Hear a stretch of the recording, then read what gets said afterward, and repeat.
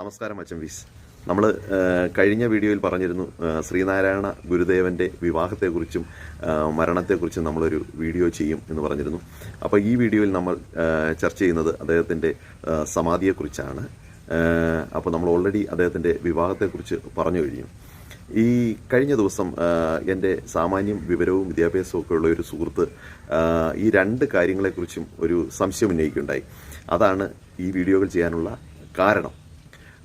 ശ്രീനാരായണ ഗുരുദേവൻ്റെ ജീവിതത്തെയും മരണത്തെക്കുറിച്ചും നമ്മൾ സംസാരിക്കുമ്പോൾ നമുക്ക് ആദ്യം മനസ്സിലാക്കേണ്ട ഒരു കാര്യമുണ്ട്.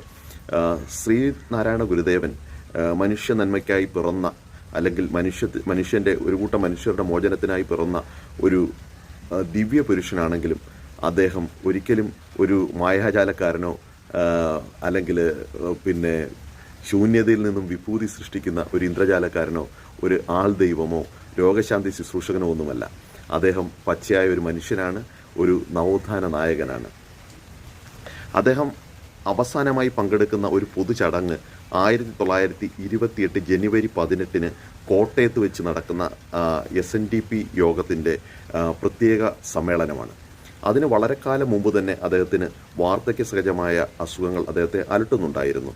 എല്ലാ മനുഷ്യരക്ഷകരായ മനുഷ്യരെ പോലെയും അദ്ദേഹത്തിനും ഈ വളരെയേറെ ഏകാന്തത അവസാന കാലഘട്ടത്തിൽ അനുഭവിക്കേണ്ടി വന്നിട്ടുണ്ട്. അദ്ദേഹം മാനസികമായിട്ടും അല്പം വിഷമതകൾ നേരിട്ടിരുന്നു. അദ്ദേഹത്തിനെ അലട്ടിയിരുന്ന പ്രധാന ശാരീരിക പ്രശ്നം അജീർണവും പോസ്ട്രേറ്റ് വീക്കവുമായിരുന്നു. അപ്പം വളരെ കാലങ്ങളായിട്ട് ഈ അജീർണവും പോസ്ട്രേറ്റ് വീക്കവും ഇദ്ദേഹത്തെ അലട്ടുന്നുണ്ടായിരുന്നു. അക്കാലത്ത് ലഭ്യമായ എല്ലാ ആയുർവേദ മരുന്നുകളും അതോടൊപ്പം തന്നെ വിദഗ്ധരായ ഫിഷഗ്വരന്മാരും ഇദ്ദേഹത്തെ ചികിത്സിക്കാൻ എത്തിയിരുന്നു. അവസാനം അലോപ്പതി ഡോക്ടർമാർ ചെന്നൈയിൽ നിന്നും, അന്നത്തെ മദ്രാസിൽ നിന്നും അലോപ്പതി ഡോക്ടർമാർ വന്നും ഇദ്ദേഹത്തെ ചികിത്സിച്ചു. ഇദ്ദേഹത്തിൻ്റെ ആഗ്രഹപ്രകാരം അദ്ദേഹത്തെ പാലക്കാട് കൊണ്ടുപോയി ചികിത്സിക്കുന്നൊക്കെയുണ്ട്. അപ്പം എന്നിട്ടും രോഗം മൂർച്ഛിക്കുന്നില്ല. തിരിച്ച് അദ്ദേഹത്തെ ശിവഗിരി കുന്നിലേക്ക് കൊണ്ടുവരികയും അദ്ദേഹം തൻ്റെ സമാധിയെക്കുറിച്ച് ഭക്തന്മാരോടും ശിഷ്യഗണങ്ങളോടും ഒക്കെ പറയുകയൊക്കെ ചെയ്യുന്നുണ്ട്.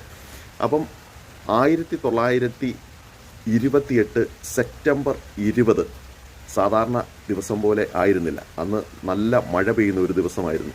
അപ്പോൾ സ്വാമി ഈ കിടക്കയിൽ തന്നെ വിശ്രമിക്കുകയായിരുന്നു. അപ്പോൾ അദ്ദേഹം ബോധാനന്ദ സ്വാമിയോട് ദൈവദശകം ചൊല്ലാനായിട്ട് പറഞ്ഞു.